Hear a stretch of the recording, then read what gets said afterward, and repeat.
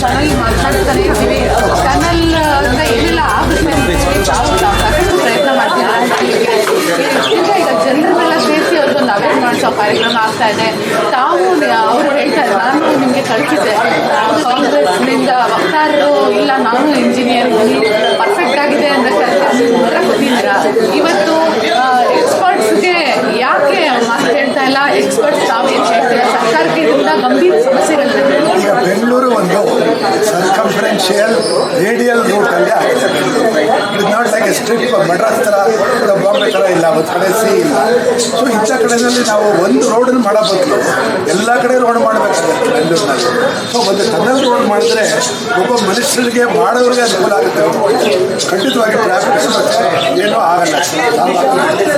ಈ ಟ್ರಾಫಿಕ್ ಸಮಸ್ಯೆ ಸಾಲ್ವ್ ಆಗಬೇಕಾದ್ರೆ ರಿಂಗ್ ರೋಡ್ಗಳು ಹಾಕಬೇಕು. ನಾವು ರಿಂಗ್ ರೈಲ್ವೆ ಸಿಸ್ಟಮ್ ಮಾಡಬೇಕು. ರಿಂಗ್ ರೋಡ್ಗಳಲ್ಲಿ ಡೆವಲಪ್ ಮಾಡಿ ರೇಡಿಯಲ್ ರೋಡ್ಗಳು ಡೆವಲಪ್ ಮಾಡಬೇಕು. ಅದು ಮಾಡಬೇಕು. ಸ್ಟ್ರಿಪ್ ಇದ್ದರೆ ಕಾರಲ್ಲ ಮಾಡ್ಬೋದು. ಮಡ್ರಾಸ್ ಬಾಂಬೆಲಿ ಬೆಸ್ಟ್ ಇರುತ್ತೆ, ಟ್ರಿವೆಂಡ್ರಮಲ್ಲಿ ಬೆಸ್ಟ್ ಇರುತ್ತೆ. ಬಟ್ ಬೆಂಗಳೂರಿಗೆ ಖಂಡಿತವಾಗಿ ಟನಲ್ ರೋಡ್ ವೇಸ್ಟ್ ಆಗುತ್ತದು. ಅದು ಒಂದು ಮನಿ ಮೇಕಿಂಗ್ ಬಿಸ್ನೆಸ್ ಆಗುತ್ತೆ. ಇದಕ್ಕಿಂತ ಸಾಲ್ವ್ ಆಗುತ್ತೆ. ಅದೇ ಟ್ರಾನ್ಸ್ಪೋರ್ಟೇಷನ್ ಎಕ್ಸ್ಪರ್ಟು ಇದರಲ್ಲಿ ನಾನು PhD ಮಾಡಿದ್ದೀನಿ IIT-ನಲ್ಲಿ. ಸೊ ಇದು ಎಕ್ಸ್ಪರ್ಟ್ ಅಂತ ಹೇಳ್ತಾ ಇದ್ದೀನಿ. ಖಂಡಿತವಾಗಿ ಸೊಲ್ಯೂಷನ್ ಅಲ್ಲ ಇದು. ನಾನು ಸಾಕಷ್ಟು ಬಾರಿ ಹೇಳಿದ್ದೀನಿ ಸರ್ಕಾರ ಮಾಡಬೇಡಿ ಅಂತ. ಆದರೂ ಅವರು ಮಾಡ್ತೀವಿ ಅಂದ್ಬಿಟ್ಟು ಅದಕ್ಕೆ ಬಿದ್ದೋಗಿ ಹೋಗ್ತಾ ಇದ್ದಾರೆ. ಇದು ಒಂದು ಪೊಲಿಟಿಕಲ್ ಆ್ಯಂಗಲ್ ತೊಗೊಂಡಿದ್ದಾರೆ, ಟೆಕ್ನಿಕಲ್ ಆ್ಯಂಗಲ್ ತೊಗೊಂಡಿಲ್ಲ. ಇದ್ರ ಬಗ್ಗೆ ಏನು ನಾನು ಕಾಲೇಜಿಂದ ಮತ್ತೊಂದು ರಿಕ್ವೆಸ್ಟ್ ಮಾಡ್ತೀನಿ ಸರ್ಕಾರಕ್ಕೆ, ಈ ರೀತಿ ಪ್ರಾಜೆಕ್ಟ್ ಕೈಗೆ ತೊಗೊಂಡು ಆಮೇಲೆ ಏನೂ ಮಾಡಿಲ್ಲ ಅಂದ್ಬಿಟ್ಟು ಸರ್ಕಾರಕ್ಕೆ ನಾವು ಬೈಬಳ ಮಾಡಬೇಕು, ಕೇಳಬೇಕು. ದಯವಿಟ್ಟು ನಿಲ್ಲಿಸಿ ಇಲ್ಲಿಗೆ ಸ್ಟಾಪ್ ಮಾಡೋದು ಒಳ್ಳೆಯದು. ಅದರ ಬದಲು ರಸ್ತೆಗಳನ್ನ ಡೆವಲಪ್ ಮಾಡಬೇಕು. ವೆಹಿಕಲ್ ಪಾರ್ಕಿಂಗ್ ತೆಗಿಬೇಕು ರಸ್ತೆಗಳಿಂದ. ಬೆಂಗಳೂರು ರಸ್ತೆಗಳಿದೆ, ಬಟ್ ರಸ್ತೆ ಎರಡು ಕಡೆನೂ ಪಾರ್ಕಿಂಗ್ ಇರುತ್ತೆ, ಕಮ್ಮಿ ಆಗುತ್ತೆ. ಅದು ಪಾರ್ಕಿಂಗ್ ತೆಗಿಬೇಕು.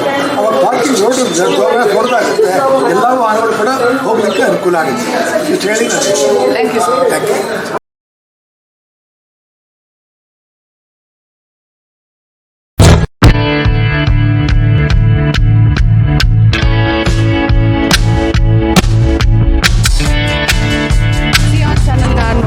ಸಬ್ಸ್ಕ್ರೈಬ್ ಆಗಿ, ಲೈಕ್ ಮಾಡಿ, ಶೇರ್ ಮಾಡಿ.